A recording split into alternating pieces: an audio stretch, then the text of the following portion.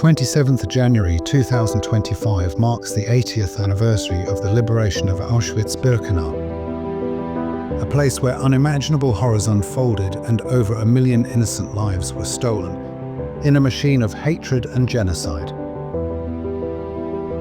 With each passing year, the voices of those who bore witness grow fainter. Soon there will be no survivors left to tell us firsthand about the depths of despair they faced. Time is slipping away, and every year, the risk of forgetting grows, and with it the danger of history repeating itself. Now is the time to act, to ensure that the nightmares of the past remain in the past. Remember the past, defend the future. It means a memorial and a name. The names of those who suffered and perished are memorialized for all time by Yad Vashem. There are the people who think, well, maybe it happened, but it'll never happen again. And now increasingly we're getting to see people who actually think it never happened. That spectrum of indifference needs to be destroyed. The specific history of the Holocaust is really particular to us, but it's something that all of humanity can learn from. I think we should remember this and live on the legacy of what's gone on, and we should keep informing people, and it's companies like Yad Vashem who are helping us learn more and more about what happened.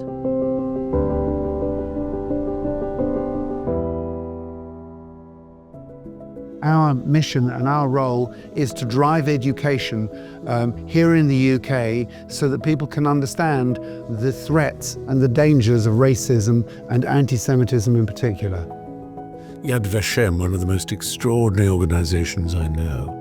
It exists to spread the word of the truth of the Holocaust to new generations, but also to memorialize the names of those who perished.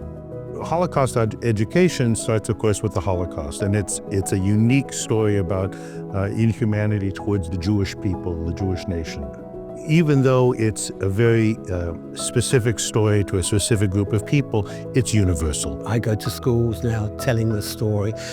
I'm not going to change the world, but I'm going to tell the story anyway, in the hope that people see that humanity, in all its differences, you have to deal with it, and you have to have empathy and understanding to your fellow man. We should make sure that the world knows how innocent people suffered, because a lot of people deny it. They want to ignore the HMD, Holocaust Memorial. They should never be ignored. Yes, it's part of history, but what they tell us, when they see somebody who's been in that history, it sort of leaves an impression. Otherwise, it figures in a history book after we have gone. Yes, many of the second generations do it as well, but that's not the same. That is already somebody who is like they are themselves. It's for them, it's history. You know, they've learned about it, but they weren't part of it. Yad Vashem UK Foundation in 2025 has a varied programme of events, all set to drive Holocaust education here in the UK. We also have a bar mitzvah and bat mitzvah twinning programme, and that's a position where those who are celebrating their bar mitzvahs and bat mitzvahs, they pair with a victim of the Holocaust who wasn't able to celebrate theirs because they never got to that age. Last year I had my bat mitzvah. My bar mitzvah was last month, December. As part of the twinning program, I was twinned with Tamara Polsky. Well, I was twinned with a boy named Ari Sternfeld. I twinned my bat mitzvah with Bronya Brandner Grapner. He lived through the atrocities of Auschwitz and the camps. I learned about where he lived, him growing up, and his situation. I had to learn a lot about her and include her in my Devar Torah. And every Holocaust Memorial Day, you have to light her a candle. It made me feel really happy because although it was my bat mitzvah, it was also her bat mitzvah. Tamara Mera died at 8 years old, and she didn't get a chance to celebrate her own bat mitzvah, which is why today I carry the memory of her. I did a speech at my bar mitzvah party, speaking about him and the importance of remembering people like Ari who didn't have the opportunity to celebrate their bar mitzvah or bat mitzvah.